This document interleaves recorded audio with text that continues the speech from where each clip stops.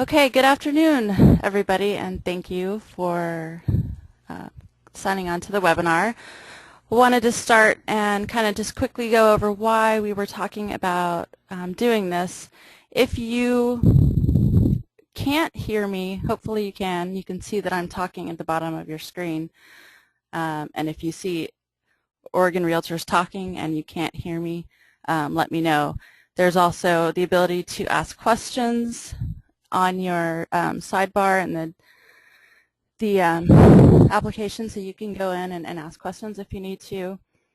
But the reason for doing this, we had gone to a Region 12 conference for fundraising, and I was talking to some of the local PAC chairs that we have been assigned for this year for 2010, and we decided that it would be a good idea for all of us to kind of coordinate at the local level and see what everyone else is doing, see if we could coordinate things and kind of make it cohesive so that there are not instances where if a local association is doing an event that might impede on another association's event, we'd like to make it all coordinated, and that way us at the state level, we can know what you're doing. And again, so anything that we decide we'd like to do, whether it's an email campaign or some type of reception, that we are taking into consideration everybody else's schedules.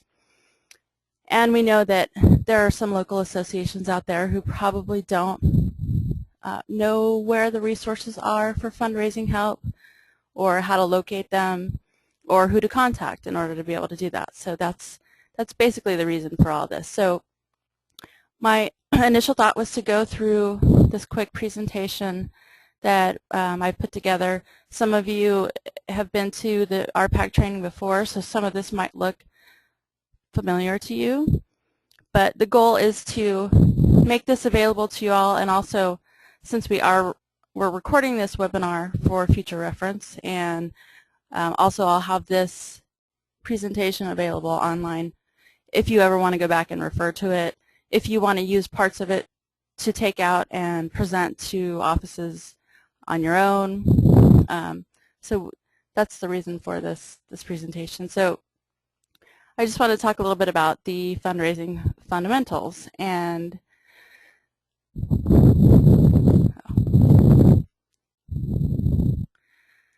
one of the first questions that we like to ask is why people invest.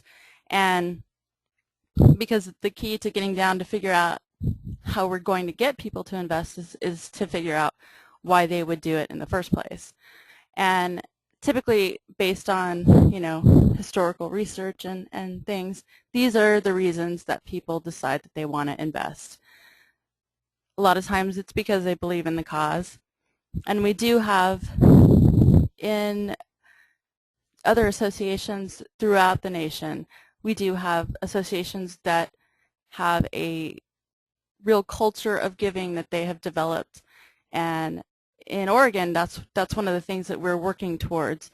And the culture of giving, that starts from people when they actually truly do believe in RPAC.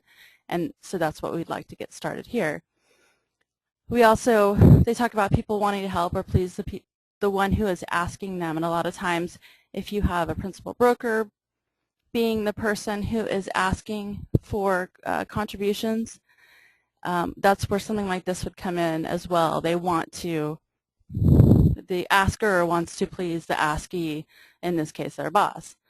And then there's, of course, they desire recognition or reward, or they like to be recognized in any form or fashion. It doesn't specifically have to be a token reward, but there are a lot of times where people like to be mentioned or have their names published in a magazine or on a website. So these are the kinds of things that we take into consideration when we're trying to figure out why people invest in RPAC.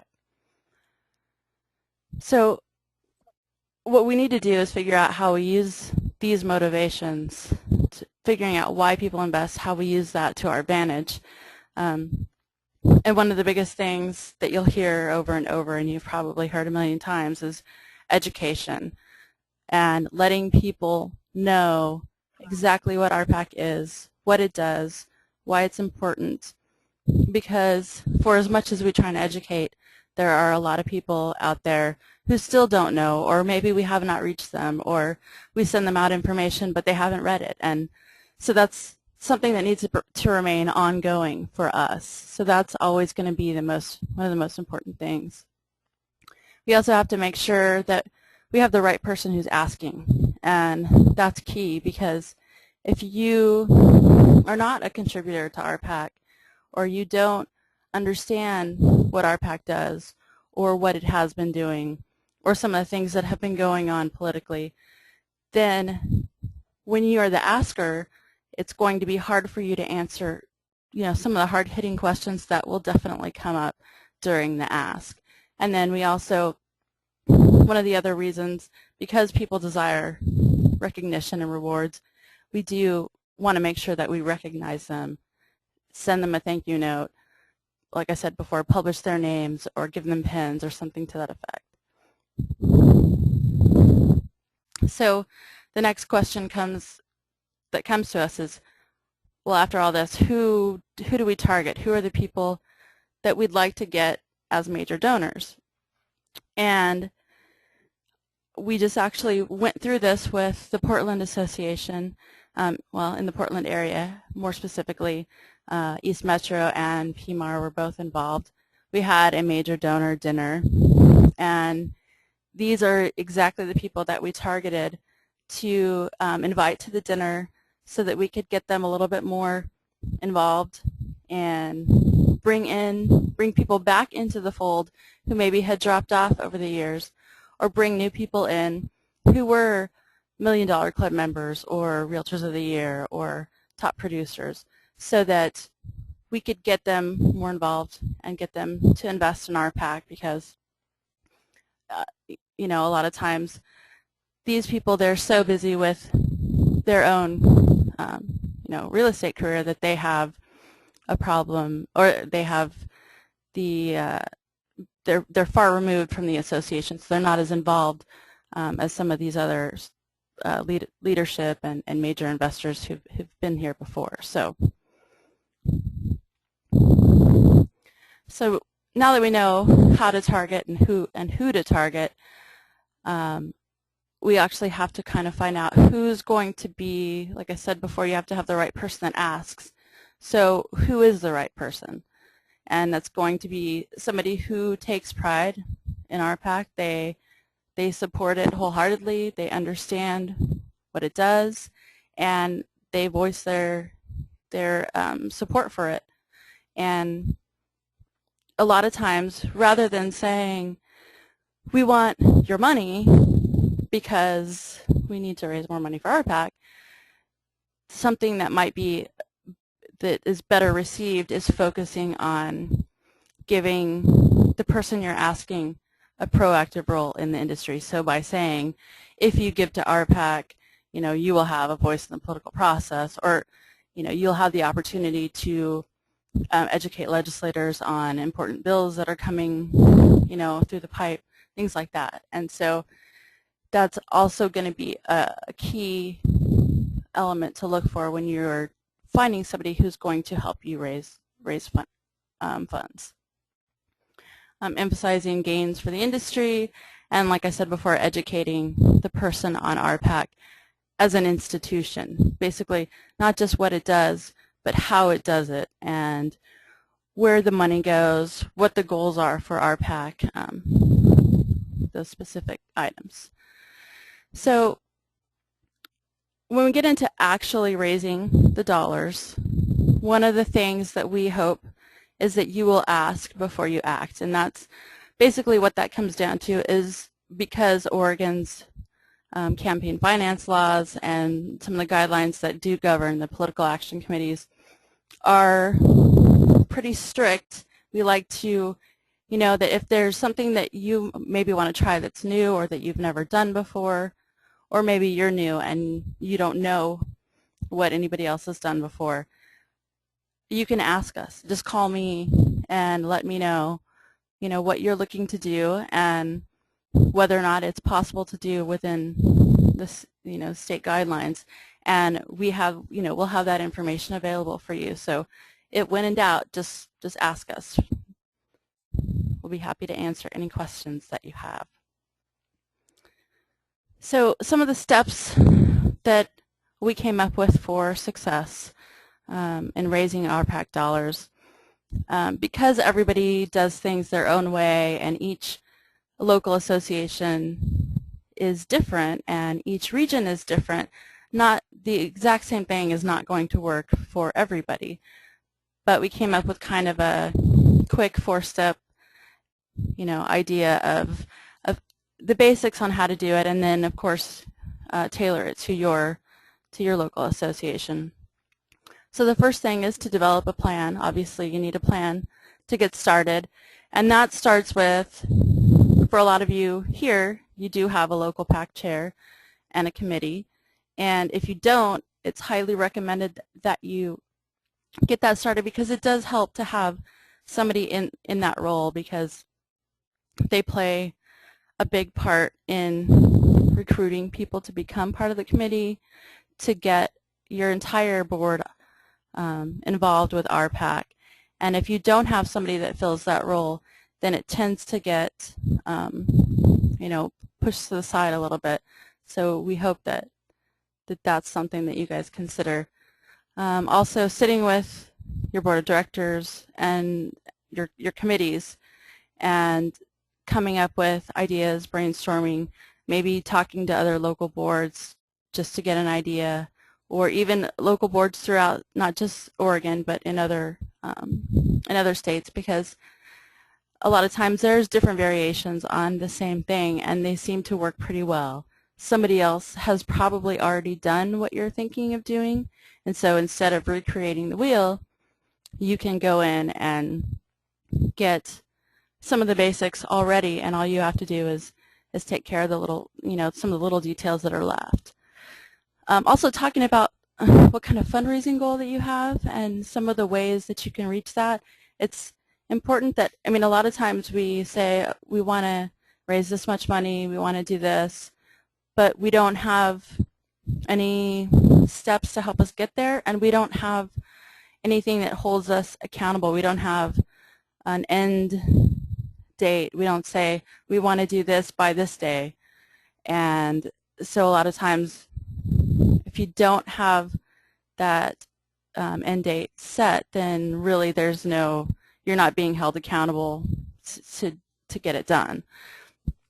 And we put together sort of, for those of you who are local PAC chairs, and for those of you on here who aren't local PAC chairs, but are looking to appoint one, this is just a short, basically almost a guideline for what the expectations of a local PAC chair and committee are.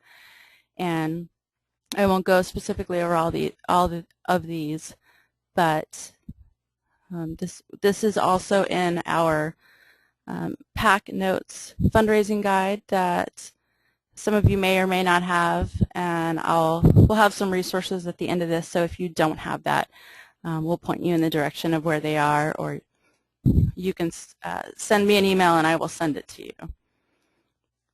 So we talked about one of the other steps is to create a plan, and one of those things is dues billing. Now, in the state of Oregon, our board of directors has mandated that all of our associations do engage in dues billing, and this is above the line dues billing. And some people, I know I've had questions before on what exactly that means, and basically above the line dues billing, for those of you who don't know, is when your voluntary RPAC contribution is incorporated into the total amount due on your association dues, with the option to pay that or not. And the difference is that contribution is already included in their total versus giving them their total and then saying this is what your total is, or this is what your total will be if you give to RPAC. So we have made it above the line, and a lot of associations throughout the nation have decided that this is the better way to go with dues billing. One of the other steps is personal collection and targeting, and this is something that we think is really important, basically because nothing is going to get to somebody like the personal touch. And face-to-face solicitation, of course, is the best method for asking for money. And 4 of the things that we discussed that you should be, I guess, that you should have done when you are the one that's asking face-to-face. You have to be an RPAC investor, because if you have not invested, how can you say with any kind of certainty that it's important that they invest? And if they ask you, which sometimes people will, you want to be able to say, yes, I'm an investor in RPAC and I believe in it, and this is why. So also asking or stating the case for RPAC effectively, giving them, answer the questions that you anticipate they're going to ask before they ask them. A lot of times, if you can provide those answers, people think, okay, I'm not the only one who's had this concern before, and it's obvious that there are reasons why people have these questions, but there are also answers that are satisfactory and that make sense and that I understand. So one of the other things is asking for a specific amount. For most of you know that the state of Oregon gives a $50 tax credit to anyone who contributes to a political action committee or a political campaign, and that's $50 for single filers and $100 for joint filers. So our board of directors deemed Oregon's fair share as $50 because you get that entire amount back from the state if you contribute. So that's typically, if you're going in and asking for a dollar amount, $50 is our fair share. Of course, depending on the type of person that you are approaching, whether it's a major donor or whether it's a top producer, you might want to go in armed with a little bit more knowledge and know, okay, this person gave $1,000 last year. I can't go in and ask them for 50. They're just going to give me 50, and they might even be insulted, or they might have a $1,000 check waiting to hand over to me, but I only asked for 50, so that's what I got. And one of the last things is closing the sale. Just like you do in your business transactions, you have to close the sale, and that's going to be something that's really important. So like we talked about a little bit before, some of the targets of face-to-face solicitation, local leadership, and this is especially important, your board of directors, our board of directors. What we're looking at this year and what NAR has been doing is looking for 100% participation by all of their leadership and anybody on any of their committees. And so we are actually going to implement something like that this year for our leadership and our key committees.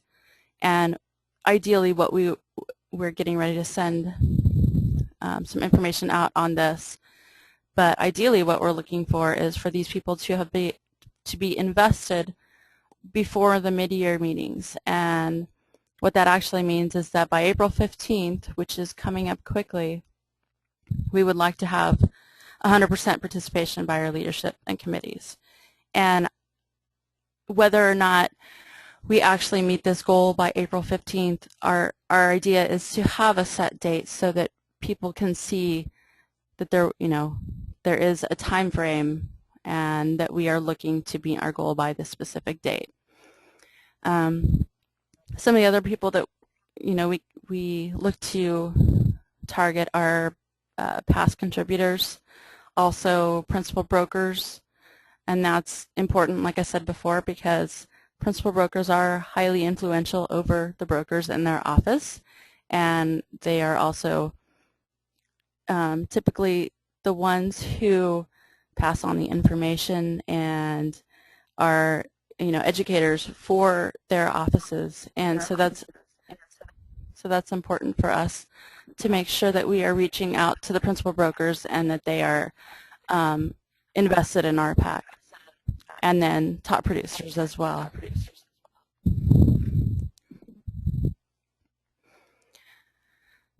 So we talked about face-to-face solicitation. A lot of times, a great way to start the process rolling is to send these people a letter or make a phone call, pick up the phone and call them, and then follow up with them in person. Because a lot of times an email or a letter or a phone call, sure, you get the idea in their head, but at the same time, if there's no accountability, if there's no follow-up, then it kind of falls off the edge there. And so we have to make sure that we are following up. That's key. Now, a lot of times, of course, we know that whenever you ask for RPAC contributions, those of you who have done this before, many times before, I'm sure, there's always going to be objections. And I have a whole list of these that I can send out and that we'll post on the website, so I won't specifically go into detail on these, but I just wanted you to see that if you're thinking, well, somebody's going to come tell me they don't like Republicans and we only support Republicans, or they don't like Democrats and we only support Democrats, that those objections have been voiced before, and there are good counter arguments to each of these things. One of the things that I found that was interesting is when you are trying to respond to objections, there's the feel, felt, found approach. And a lot of times this actually does work, especially because you're relating to the person that you're asking. So, for example, on here it says, I don't believe in giving to political candidates. And your response is, I know how you feel. I felt the same way at first, but then I found that my lack of participation was not in my best interest. So, I mean, it actually does provide a good way for you to approach these objections, and I just thought that was something that was an interesting way to go about voicing those answers. So the next thing on here is events, and I don't have all of the details on here. Like I said, with the objections, I have a document that has a list of events and all of their sort of checklists and ideas and some of the details that are involved with putting on some of these events, so that you would have something to work from. And certainly if there are other ideas that you have or other events that you've heard of and you've got more information on them, or you want more information on other types of events, that's always something that we can add. And it's, of course, you can never have too much information on any of these things. So I'm always open to hear new ideas or events. But basically, in some of these things work better in certain places, depending on the size of your association, the amount of money that you have to spend on an event. But a lot of times, and I'm going to use this as an example from last year, when Eugene did their phone bank, and they had a hugely successful event, and it really was basically some of the brokers from the Eugene Association, and they were in a bar at the Cooler in Eugene, and it was like a telethon, and they all used their own cell phones to call agents on a list that they had, and every time anybody got a contribution, They rang their bell, and their name, the contributor's name, was put up on a whiteboard, and it had the entire group of people that were participating in the phone bank. You could just feel the energy behind that type of event versus, say, I was going to raise some money for RPAC and I sat in my office and made phone calls. I mean, not that we would discourage that, but it makes it a little bit more fun, and you get the feel of actually getting people involved a little bit more when you've got all that excitement around you. So some of the things that we are doing here at the state I wanted to share with you, especially because we want to make sure, like I said before, that we are coordinating and letting you all know what we're doing, and I hope that you all will let us know as well. And one of the things that we are getting ready to launch is a new specialized website that is specifically for RPAC and grassroots. And what we're hoping that this will do is increase our online presence and bring in more contributions through our online investment page. We've been trying to promote that page for quite some time, but it gets lost a little bit at times, so we figured if we could have a separate RPAC page specific to RPAC and Grassroots for Oregon, that we might be able to have a little bit more presence. And basically what the site's going to do is it will have information on public policy issues and some of our positions. It will let you sign up to be part of emails, like an email group, so that you can get information. We'll be able to collect online contributions, like I said before, and promote events and have RPAC materials as a resource for you. And what I'm going to do real quickly is just briefly show you the RPAC page so that you can get an idea of what we're looking at. And this is the rough draft so far. We are in the process of developing it and getting all the content and everything up and running. But this is the overall look and feel of the site. I mentioned to you we were going to have resources on here, and so this will have all of our monthly reports on here so that you can go back at any time and see where we were, where we are. It's also going to have the events list that I mentioned to you earlier. It's going to have sample letters for you to use to send out to your boards, all different kinds of things that I think are going to be really helpful in getting our making RPAC a little bit more visible and getting RPAC out there, getting our name out there. It will have a link to our online fundraising page, which does have the ability for people to make recurring payments, to make incremental monthly payments, so that if somebody wants to give their fair share, $50, but they can't give it all in one chunk, they can spread it out throughout however many months they'd like to. So that was just a quick preview of what our site is going to be like. And this should actually be up and running within the next couple of weeks. So we're excited about that happening.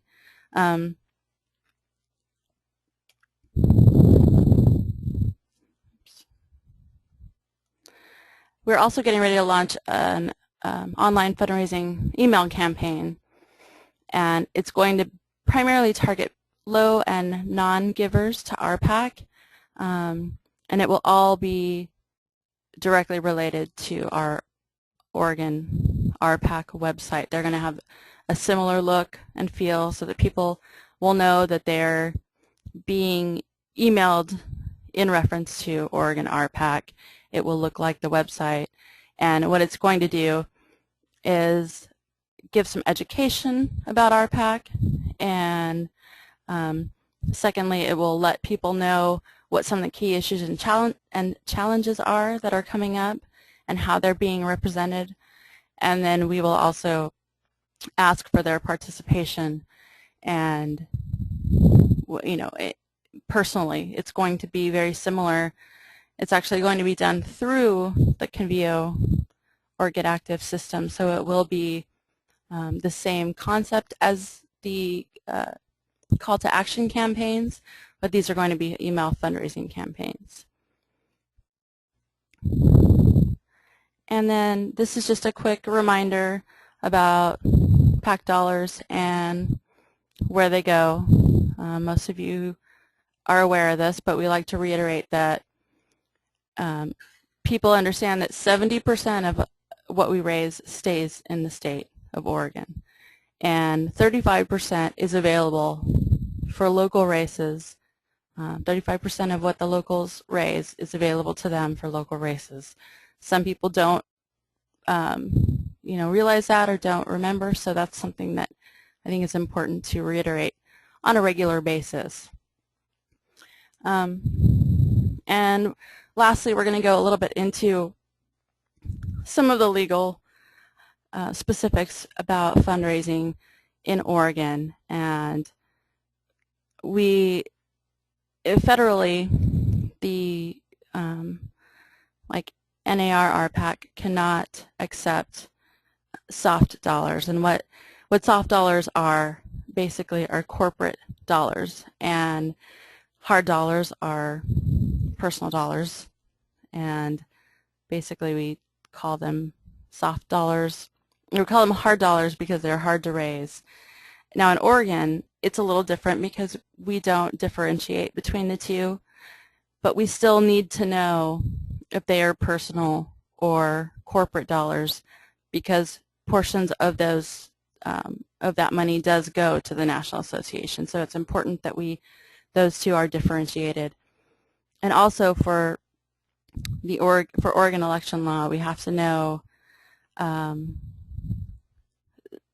we have to know their NERDS number. That's for our information, but it's important that we know their name, address, their business name, whether or not it's corporate or non-corporate, and their occupation, of course, how much they're giving, and then if it's cash or check, and mostly because we cannot accept cash over $100. So it's important to remember that if you are collecting cash, that we cannot, from an individual contributor, we cannot accept more than $100.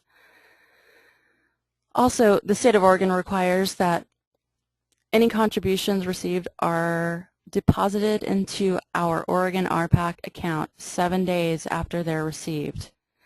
And according to federal election law, any contributions that are $50 or over have to be reported within 10 days. Under $50 is within 30 days. And I'm specifically saying a federal law because Oregon doesn't differentiate $50 and over or under $50. So we have to have everything reported within a tight time frame. And so we need to make sure that if you all are out there fundraising and you get a check, that you do forward that on to us as quickly as possible, because the date that the contribution is received is not the day that I get it in the mail, it's the day that they handed it to you. So there have been cases where somebody got a check at an event and forgot all about it, and 2 months later said, oh, oops, here it is, and we can't use that anymore. It's way over the legal time limit. So those are just kind of quick little things to remember when you're out there raising money. And then at the end here, I just wanted to highlight some of the resources that we will be providing for you that are already available. Our fundraising guide, and like I said, some of you may have it. If you don't, I have a link for it. I also have a file that I can send to you. We have a quick reference guide, which basically is a short little summary of some of the rules. Marketing materials. So really any type of materials that you'd like to have, whether it's contribution cards, whether it's flyers, things like that. If we don't already have something like that created, we can certainly work with you to create something like that. The RPAC sample events details, which I told you about, our monthly reports, so you know where your local association is, some of these things. So these are all available to you and will be available on the new website as well. So now, just real quickly, I wanted to give people a chance to ask questions, make comments, suggestions. With our new website, we have not yet, they're still working on putting in the calendar, which I think is going to be an important thing for us, because what I would like to do is, if those of you who are out there at your local associations, if you could let me know if you have events coming up, what kind of events they're going to be, if you have a date. That way we can put everybody on the calendar, and so whenever any of us is interested in going to an event and seeing what it looks like or how to do it, or if you just want to go and participate, that's out there. And also just so we know that who's doing what and when, and we can also have, follow up and kind of what's going on with each of these, how these events worked out and whether or not you would do something like that again. So, I think these are all things that we should definitely get together and, keep coordinated on, so that everybody knows what everybody else is doing and can stay up to speed on those things. So if anybody, there's a question box on your in your sidebar that you can use to ask questions, and basically what I'll do is read out the question and provide any answers. If it's a question or if it's a comment, I can certainly read out your comments as well. Same with ideas. We're just looking to see what you guys are doing out there, and maybe, like I said, with our board of directors, our leadership, and all of our key committees, we're looking at doing 100% participation. If you could, maybe that's something that you'd like to do at your local, at the local level, and have all of your leadership involved in some of those in RPAC, and getting people to become contributors. So any kind of questions or comments or ideas, would love to hear.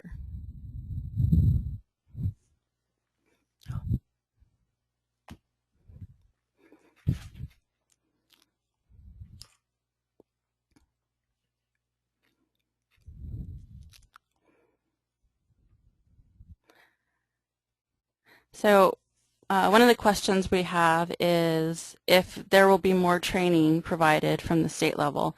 And what I'm looking for this year, or looking to do, we did this last year, we traveled and we did some regional training in some of the areas in Oregon.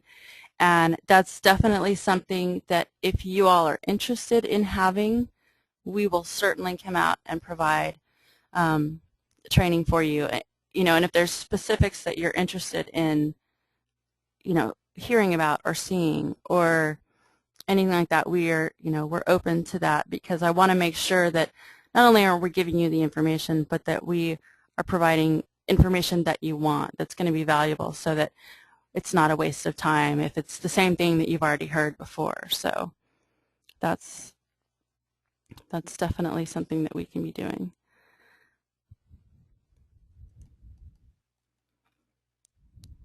So I have a question.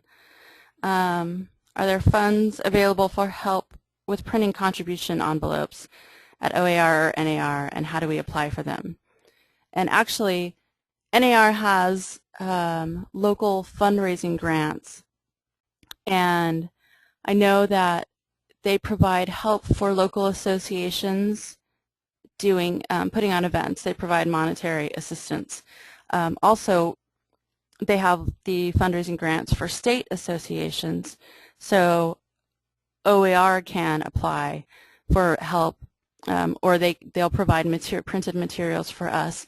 The only thing that I'm not sure about is in terms of how specific we could get, because when you order things, I was looking at this yesterday, and when you order things from NAR, they are looking for one big quantity. And so if you wanted it specific, this was Amanda Dalton, if you wanted it specific, Amanda, to one of your local associations or several of your local associations, we would only, obviously, that would only apply to that area. So I can certainly check and see if we can order them in smaller increments, because they do let us kind of personalize our local or our their marketing materials. So I can certainly check in on that.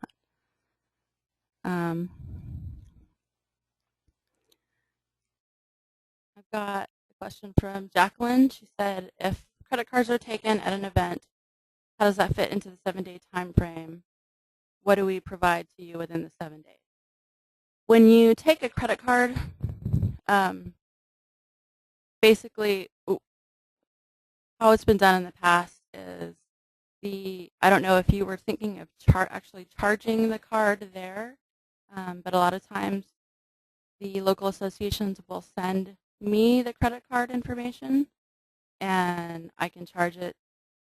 And the actual receipt date doesn't start, and this is a little different. The receipt date doesn't start until the credit card until the money actually hits the bank.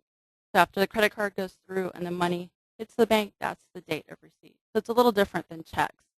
But also, if you wanted to do it in a way where you went to our online fundraising page, and if you're say you're charging a credit card, you can actually go in and fill out the form for the person. And what that does is it comes directly to us. You won't have to send us anything because it's just like the person went in and contributed online. So I don't know if that helps you or answers your question, but if you have more questions about that, I can certainly talk to you about that. It's really, actually, credit cards are probably the easiest way to to get some of our dollars in. So that's why we like the online fundraising. Great. And I know Zach over there in Eugene, he says that they're talking to Jim Welsh about doing a fashion show.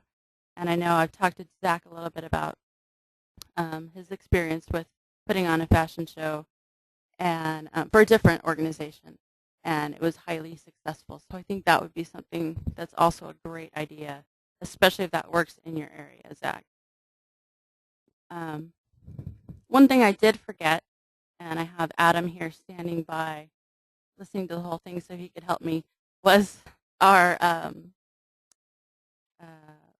RPAC video that some of you may have seen, some of you may have not seen. A lot of people keep telling me that they never saw it before. So this is going to be another thing that we try and highlight. And I wanted to kind of reach out to you guys and ask you if there were a specific person or people at your local level who you think would be good spokespeople for an RPAC video for your area. What we're looking to do is kind of do regional or personal videos for specific areas, so that somebody in Eugene, maybe they don't know this person who's our spokesperson out in Rogue Valley or out in Portland. So we'd like to make it we like to make the people as recognizable as possible, so that it gives a little bit more of a personal touch. So anyway, this was a video that we did, and we just wanted to show it to you just in case you hadn't seen it.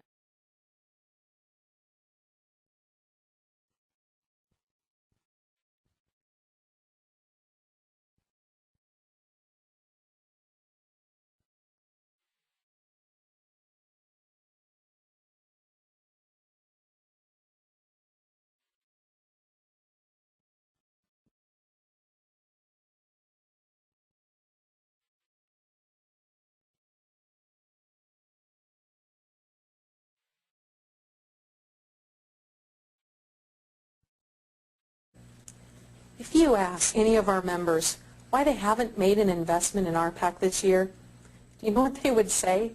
It's because they haven't been asked.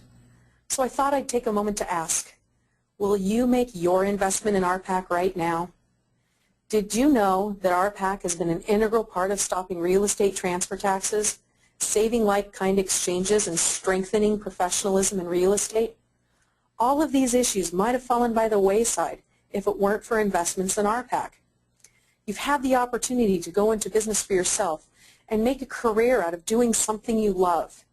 And whether you realize it or not, RPAC has helped you every step of the way. Our goal is to preserve the ability for you to do business in a favorable environment and to have a political voice in the future of real estate.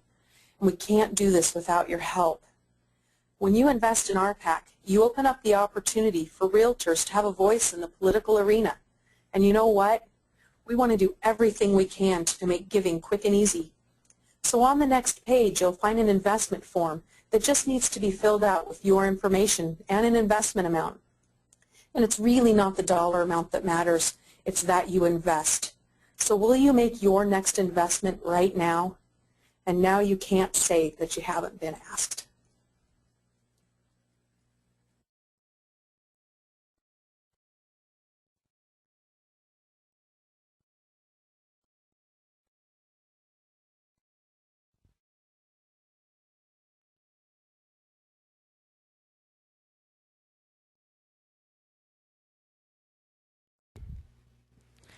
Okay, so that was a video that we created last year, and what I'm looking or hoping that maybe some of y'all will do is do videos or have me help you do videos for some of the local areas. And I am more than happy to come out there. We have all the equipment to film it. We have, we can help you write scripts. We can do all of that for you. But we'd like to get some of these done because I think they actually speak pretty loudly, and I know that we've gotten some good feedback from some of these. So that being said, if there are any other specific questions that anybody has? Oh, I see Bill Roby had a question. How is the new PAC collection system working? It's substantially more work at the local level. I certainly see what you're saying, Bill. Of course, it's interesting because it's actually been a little bit more work for myself as well, and I think once we get all of the bugs worked out, because I know there are still bugs with Aristotle, which is our new PAC reporting system. Once we get those, or once they get those fixed, and we have the ability to kind of bring on some of the local associations, especially the local PACs, which is probably going to be the key there, it makes it a million times easier. But right now, of course, it's a little bit more work, and I know I've talked to some of you out there about this and some of the people who do your PAC collection. So I promise you it won't be like that forever, and we are, because our whole goal in doing this was to make it as easy as possible. So we are still working on that, and hopefully within the next a few months we can get that nailed down and make it a little easier. So and if any of you interested want a copy of the video, I can send that to you. It's also available on our website, and I can send you the link as well. But certainly I can send that out to all of you. And I'll also, if you're interested, I can send you a lot of these resources by email as a follow-up after the webinar is over. So like I said before, if you guys have any events coming up, I'd be really interested to know what y'all are doing. I'd also love to come down or up and be a part of those. So keeping kind of everybody in the loop would be a great way to have help and a little bit of coordination. We also, real quickly, I just wanted to talk about, we're going to be doing a few major donor dinners. We did one in Portland, so we're going to be doing some more of these coming up in May and August. And I'll give you more details as soon as we get those ironed out. And my last question for you guys is whether or not you like this format. I thought I'd try this as a webinar. I don't know if you would prefer to have the webinar and the ability to ask questions over the phone. So if that's, I'm interested in hearing a little bit about the format and what you thought. It's kind of weird for me to sit here and it's like I'm talking to myself. So any feedback you guys have would be great. And if y'all have no more questions, no more comments or anything, you can always, if you forgot something, you can always follow up with an email and let me know. But if that's it, I will close this webinar out. And thank you guys so much for taking the time to listen, and thank you so much for being volunteers and participating. So that's it. Thank you. Bye-bye.